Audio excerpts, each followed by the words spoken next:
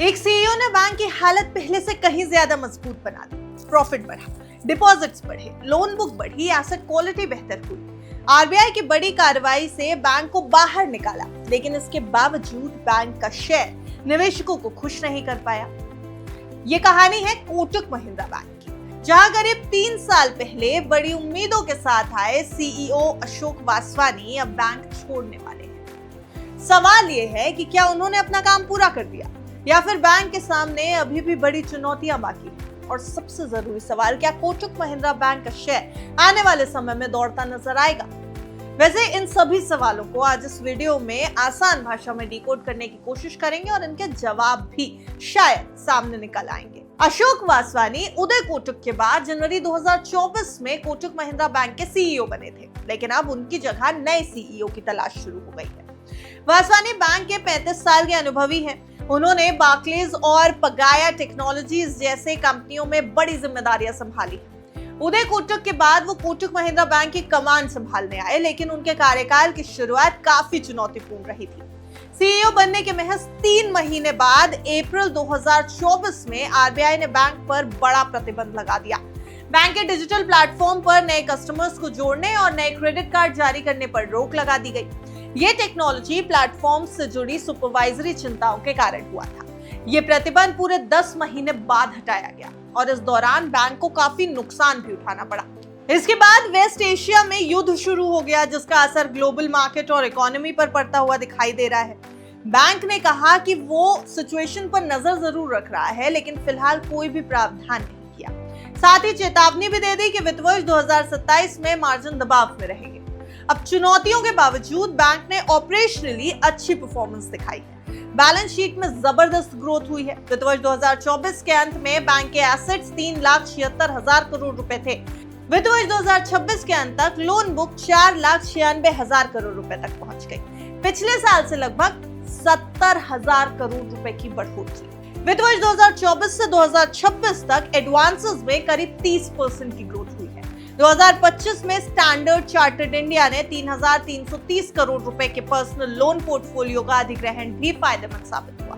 अब आते हैं डिपॉजिट्स पर। वित्त वर्ष 2024 में 4,48,000 करोड़ रुपए थे। वित्त वर्ष 2026 तक ये बढ़कर 5,72,000 करोड़ रुपए हुआ, यानी 27% की ग्रोथ। कुल मिलाकर वासवानी के कार्यकाल में बैंक की बैलेंस शीट काफी मजबूत। अब आते हैं मुनाफे की बात पर। यहाँ पर बात थोड़ी अलग है। शुरू में ग्रोथ थी, लेकिन बाद में गिरावट आई। मार्च 2024 क्वार्टर में stand alone net profit 4,133 crore रुपए था।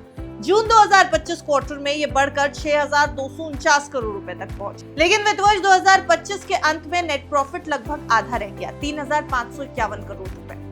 अब इस गिरावट के पीछे कई इंपॉर्टेंट फैक्टर्स थे। पहला, माइक्रो फाइनेंस यानी एमएफआई और अनसिक्योर्ड रिटेल सेगमेंट में बड़े प्रोविजंस। उसके बाद आरबीआई के टेक्नोलॉजी प्रतिबंध का भी असर हुआ।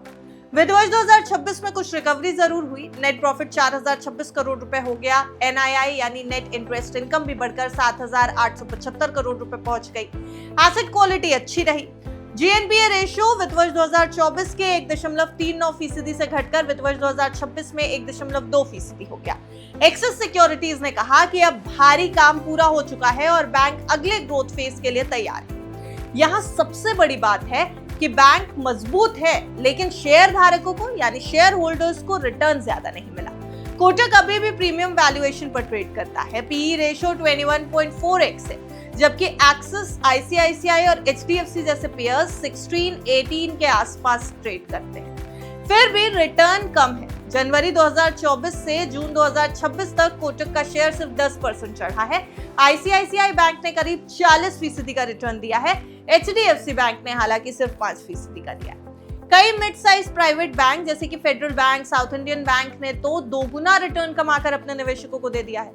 शेयर प्राइस परफॉर्मेंस अभी भी पीयर्स से पीछे है। अब नए सीईओ की चुनौती सिर्फ बैलेंस शीट को बढ़ाना नहीं, बल्कि शेयर होल्डर्स को अच्छा रिटर्न देना भी होगी।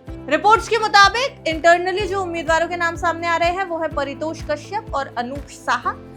ये नोमूरा का कहना है कि सितंबर-अक्टूबर 2026 तक बोर्ड की सिफारिश आ सकती है। कोटक महिंद्रा बैंक अभी भी देश का चौथा सबसे बड़ा प्राइवेट लेंडर है और मजबूत नींव पर खड़ा है, लेकिन शेयर परफॉर्मेंस को बेहतर करने की जरूरत है। यानी जो भी नया सीईओ होगा उसके लिए राह आसान होने वाली तो बिल्कुल नहीं। Subscribe to One India and never miss an update. Download the One India app now.